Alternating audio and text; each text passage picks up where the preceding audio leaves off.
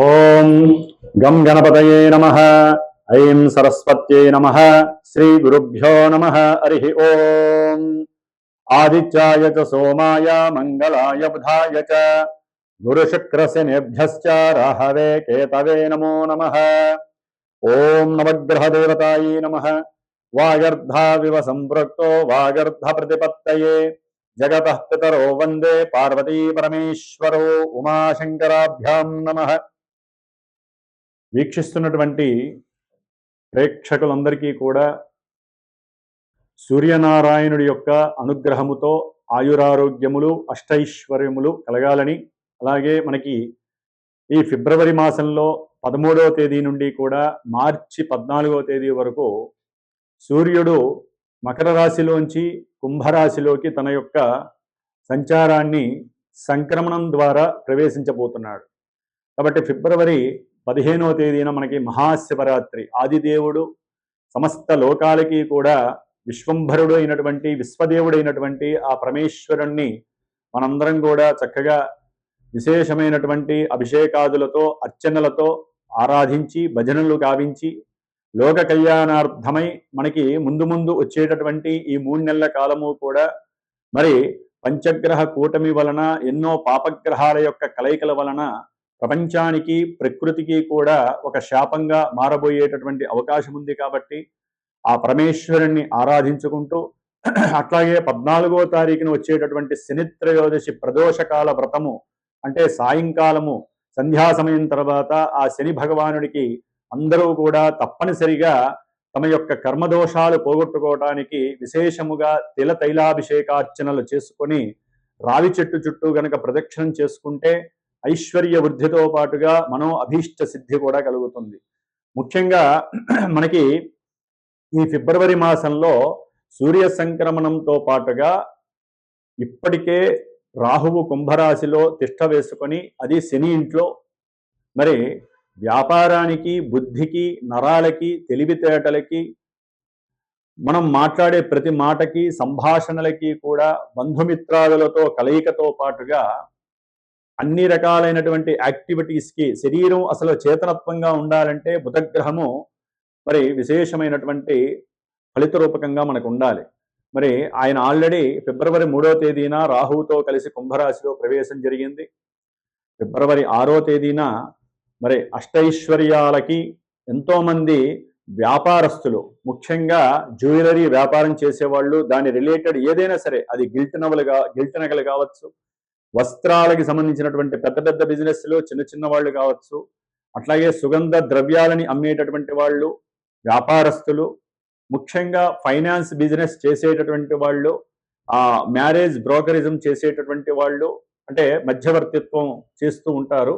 అలాంటి మ్యారేజ్ సంబంధించినటువంటి వ్యాపారస్తులు కానివ్వండి, అట్లాగే భార్యాభర్తలకి సంబంధించినటువంటి సత్సంతాన యోగానికి కారకుడైనటువంటి వీర్యకారకుడైనటువంటి శుక్ర భగవానుడు కూడా మరి రాహుతో కలిసి 6వ తారీఖు నుంచి కూడా ఈ నెలాఖరంతా అక్కడే ఉంటాడు.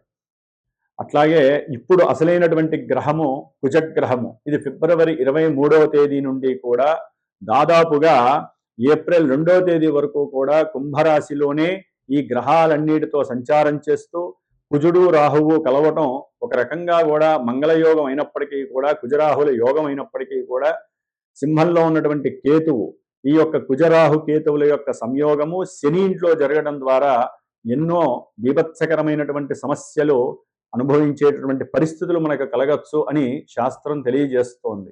కాబట్టి కుజరాహువుల యొక్క సంబంధం, కుజ రాహు కేతువుల యొక్క సంబంధం అటు వ్యాపారస్తులకి, శుక్రగ్రహానికి సంబంధించిన వ్యాపారస్తులకు కానివ్వండి, అనేక భావాల కారకత్వాలకి, ముఖ్యంగా సూర్య భగవానుడు కూడా మరి ఫిబ్రవరి 13వ తేదీ నుండి మార్చి 14వ తేదీ వరకు కూడా కుంభరాశిలో ఉంటాడు. ఈ 5 గ్రహాల యొక్క సమ్మేళనము విశేషమైనటువంటి శుభ ఫలితాలతో పాటుగా కొన్ని రాశుల వారికి ప్రపంచానికి కాస్త ఈ యొక్క కారకత్వాలనేవి కొంత ఫ్లక్చువేషన్స్ని, అట్లాగే ప్రకృతిలో ఎన్నో బీభత్సాలని కలుగజేసే అవకాశాలు ఉండవచ్చు. అది యుద్ధపరంగా, ఎందుకంటే కుజుడు అనేవాడు యుద్ధకారకుడు.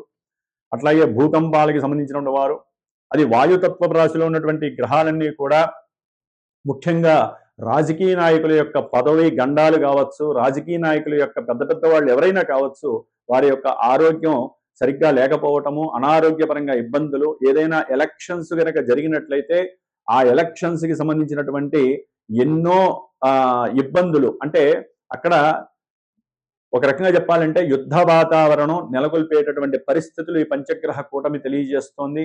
అట్లాగే మన సామాన్యంగా చూసుకున్నట్లయితే కనుక ఎవరి యొక్క జాతకాలలో అయితే కుజదోషాలు ఉంటాయో, రాహుకేతువులతో కూడినటువంటి కాలసర్ప యోగ దోషాలు ఉంటాయో, అట్లాగే ఎన్నో రకాలైనటువంటి శుక్రగ్రహ దోషాలు ఉంటాయో, వ్యాపార దోషాలు, వీటన్నిటికీ కూడా ఈ యొక్క పంచగ్రహ కూటమిలో గనక ఎవరైతే గనక సుబ్రహ్మణ్యేశ్వర స్వామి ఆరాధన చేస్తారో, ఎవరైతే ఈ కుజరాహుకేతువుల యొక్క జప ఆరాధనలో పాల్గొంటారో వారికి వారి జాతకంలో ఉన్నటువంటి కుజదోషాలు కావచ్చు, సర్పదోషాలు కావచ్చు, మాతా పితృదోషాలు కావచ్చు, ఎన్నో రకాలైనటువంటి సమస్యలకి చెక్ పెట్టేటటువంటి సమయంగా మనం భావించాలి.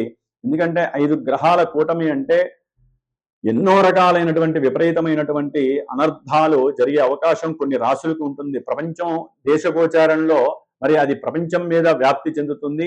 కానీ మనకి ఎవరికి జాతకాలు వాళ్ళకు ఉంటాయి కాబట్టి రాశుల రీత్యా కావచ్చు, జన్మ జాతకంలో లగ్న రీత్యా కావచ్చు, జరుగుతున్నటువంటి దశ అంతర్దశలు, ముఖ్యంగా కుజ మహర్దశ కానీ, రాహు మహర్దశ కానీ, కేతు మహర్దశ కానీ, శని మహర్దశ కానీ, ఈ పాపగ్రహ మహర్దశలు జరుగుతున్న, మరి రాహుతో కలిసినటువంటి ఈ సూర్యుడు, బుధుడు, శుక్రుడు యొక్క దశలు అంతర్దశలు జరుగుతున్న వీరి యొక్క దశల్లో వారి జాతకంలో ఎక్కడైనా సరే దోషాలు ఉన్నట్లయితే అవి కాస్త ఇబ్బంది పెట్టేటటువంటి పరిస్థితి ఈ యొక్క పంచగ్రహ కూటమి వలన కనపడుతోంది. కాబట్టి దాదాపుగా ఫిబ్రవరి అంటే మార్చి 1 నుంచి కూడా కుజుడు శతభిష నక్షత్రంలోకి వస్తాడు. అది ఇంకా బీభత్సకరమైనటువంటి సందర్భము.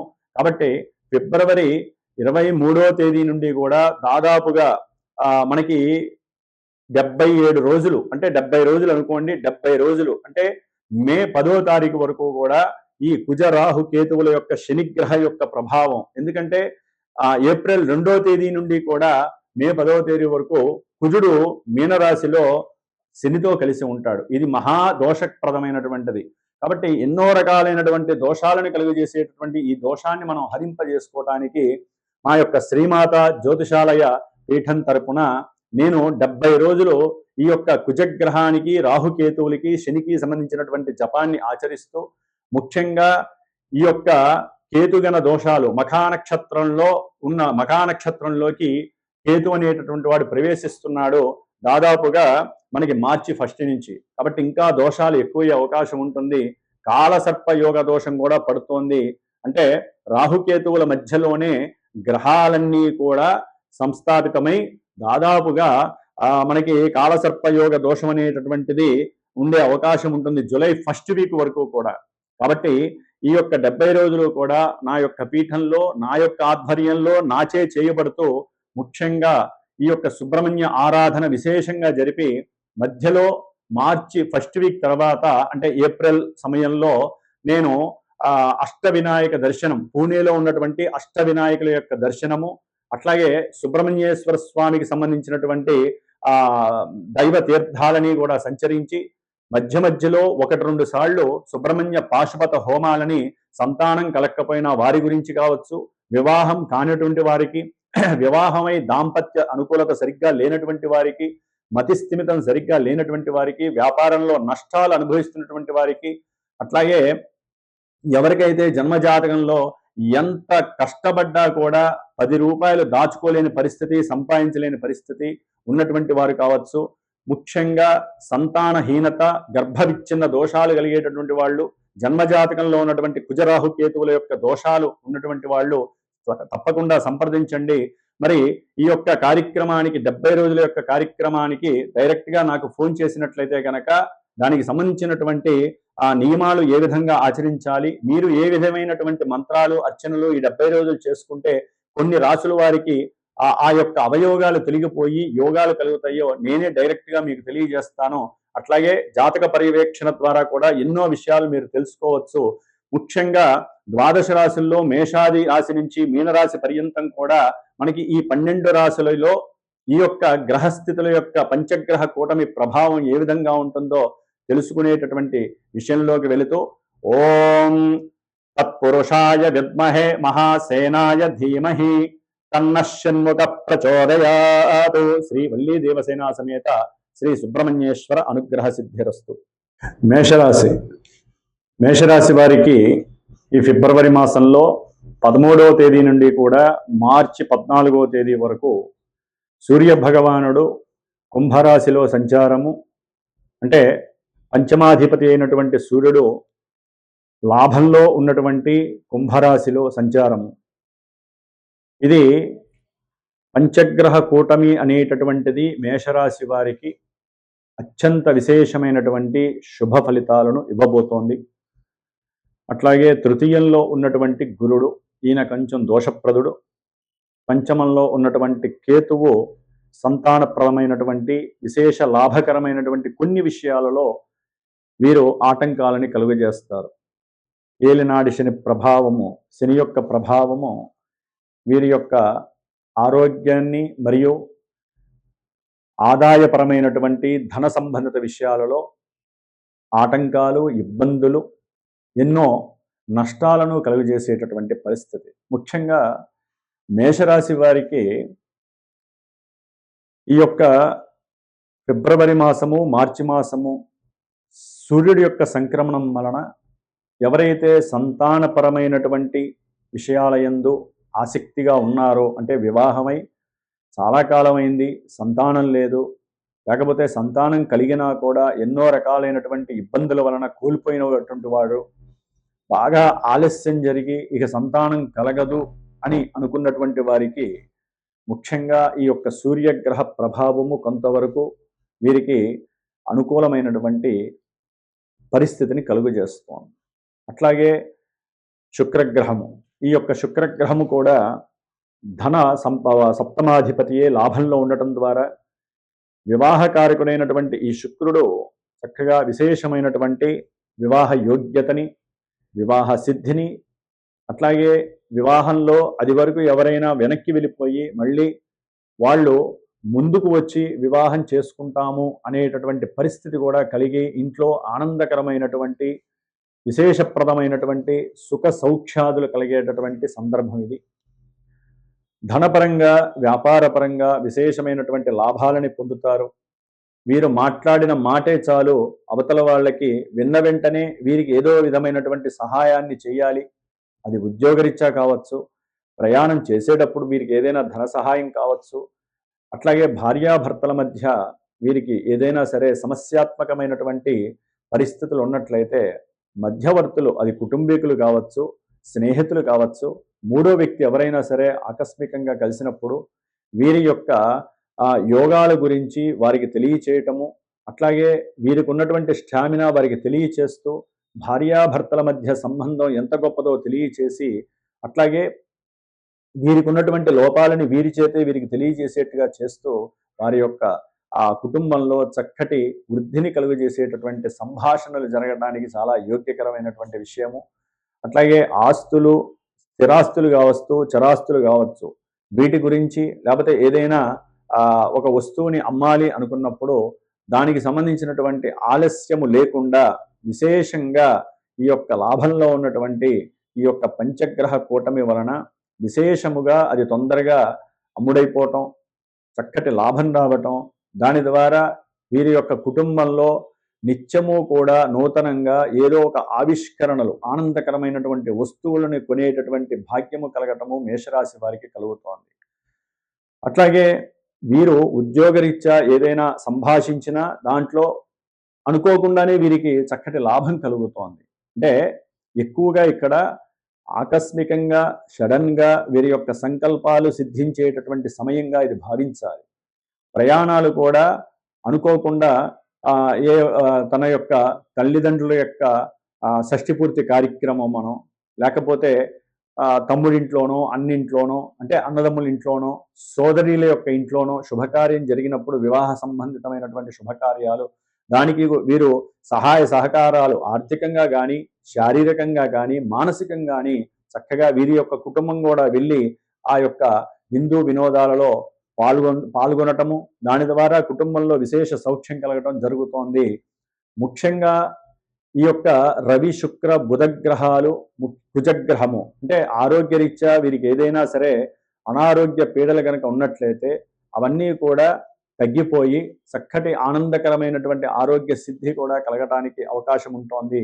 రవి బుధ రాహుల యొక్క యోగము ఉన్నతమైనటువంటి వ్యాపారాన్ని వృద్ధిని కలుగజేస్తుంది. రాజకీయ నాయకులకి, మేషరాశిలో ఉన్నటువంటి రాజకీయ నాయకులకి అయితే కనుక ఉన్నతమైనటువంటి పోస్టింగ్లు వచ్చే అవకాశము, అట్లాగే వారు కోరుకున్నటువంటి విషయాలలో ఆర్థికంగా కావచ్చు, లేకపోతే వృత్తిపరంగా కావచ్చు, ఉద్యోగరీత్యా కావచ్చు, పదవుల్లో కావచ్చు తగినటువంటి రాణింపు, ఎప్పుడూ రానటువంటి ధనాన్ని వీరు వీక్షించటము, చూడటము, ఆ ఆస్తుల్ని కూడబెట్టినటువంటి ఆస్తిని 10 మందికి దానం చేసేటటువంటి యోగ్యాన్ని కూడా వీరు పొంది ఉన్నటువంటి పరిస్థితి. అట్లాగే విశేషముగా సంతాన లాభము, ధనలాభము, వివాహ లాభ సిద్ధి, అట్లాగే ఉన్నతమైనటువంటి వ్యాపార వృద్ధి కూడా కలిగేటటువంటి సమయంగా మీరు భావించాలి. మేషంలో ఉన్నటువంటి పంచగ్రహ, మేషం నుంచి 11లో ఉన్నటువంటి పంచగ్రహ కూటమి మీకు అన్ని విధాల సౌఖ్యాన్ని కలుగజేస్తూనే చెప్పుకోవచ్చు. అయితే ఏలినాటి యొక్క శని ప్రభావం మాత్రము దాని యొక్క ప్రభావాన్ని అది చూపిస్తూనే ఉంటుంది. కాబట్టి ఎన్నో విషయాలలో ఇవన్నీ కూడా ముందుకు జరుగుతున్న ఉద్యోగాలలో ప్రమోషన్స్ కావచ్చు, ఏదైనా సరే క్రీడారంగంలో ఉన్న వాళ్ళు, రాజకీయ రంగంలో వాళ్ళు అనుకున్నది జరుగుతోంది అనుకున్న సందర్భంలో మళ్ళీ ఇక్కడ ఏలినాటి శని ప్రభావంతో పాటుగా కుజ రాహు కేతువుల యొక్క ప్రభావము, కాలసర్పయోగ దోషము వీరు అనుకున్న వ్యవహారాలలో కొన్ని వికటకరమైనటువంటి ఇబ్బందులు జరిగేటటువంటి అవకాశాలు ఉంటాయి. 3లో ఉన్నటువంటి గురుడు కూడా అంత అనుకూలమైన పరిస్థితుల్లో లేదు. అంటే మనసులో అనుకున్న సంకల్ప సిద్ధి జరగటానికి ఎంతో శ్రమపడి పుషింగ్ చేసుకుంటే తప్ప అనుకూలతలు కలగవు. విదేశాల నుంచి సత్సంతానం వలన ఏదైనా ఆర్థికపరమైనటువంటి సహకారం ఈ మేషరాశి వారికి జరగడానికి అవకాశం ఉంది. వివాహ విషయాలలో కూడా మాటలు, సంప్రదింపులు జరిగేటటువంటి పరిస్థితులు, వ్యాపారంలో వృద్ధి కోసము కూడా అనుయాయులు అంటే బంధువులతో కూడుకున్నటువంటి వారై అందరూ చక్కగా కూర్చొని విశేషమైనటువంటి లాభసిద్ధి కలిగే వ్యాపారాల గురించి తర్జన పడడం జరుగుతుంది. అయితే శని యొక్క ప్రభావం మాత్రం వీరిని తటస్థంగా ఉంచుతూ, ఇన్ని గ్రహాలు అనుకూలంగా ఉన్నప్పటికీ గురు శనుల యొక్క అనుకూలత లేదు కాబట్టి వీరు తప్పకుండా ప్రతి శనివారము కూడా హనుమంతుడి యొక్క దేవాలయానికి వెళ్ళి ఆకుపూజ చేయించి కాస్త శనగలు, అంటే మనకి లావు శనగలు ఉంటాయి, అవి నానబెట్టి ఆవు నేతితో తాలింపు వేసి చక్కగా స్వామివారికి నివేదన చేసి అందరికీ కూడా శనివారం పంచిపెట్టండి. అనుకున్న కార్యక్రమాలలో విజయలాభ సిద్ధి కలుగుతుంది. అట్లాగే అనుకున్న అభీష్ట సిద్ధి కలగడానికి సుబ్రహ్మణ్యేశ్వర స్వామి వారి యొక్క అష్టోత్తరాన్ని కానీ, సుబ్రహ్మణ్య అభిషేక అర్చనలు కానీ చేసుకున్నట్లయితే కనుక విశేషమైన ఫలితం కలుగుతుంది. ప్రతినిత్యము కూడా హనుమాన్ చాలీసా చదవండి. మీకు కలిగేటటువంటి ఎన్నో ఆటంకాల నుంచి స్వామివారు మిమ్మల్ని బయటపడేస్తారు. చక్కటి విజయలాభ సిద్ధి, అనుకున్నటువంటి విద్యా అభివృద్ధి కూడా విద్యార్థులకి చాలా యోగ్యకరమైనటువంటి సందర్భము, కీర్తి ప్రతిష్టలు లభించేటటువంటి పరిస్థితులు కూడా కనిపిస్తున్నాయి. కాబట్టి కొంచెం దోషంగా ఉన్నటువంటి ఈ గురుగ్రహము, కేతుగ్రహము, శనిగ్రహానికి తప్పకుండా జపశాంతులు చేయించుకోవటము, వారికి సంబంధించినటువంటి అర్చనలు చేయించుకోవటము, దానాలు ఇవ్వటము చాలా విశేషమైనటువంటి శుభ ఫలితాలను కలుగజేస్తుందని చెప్పుకోవాలి. ఓం శ్రీమాత్రే నమో నమః.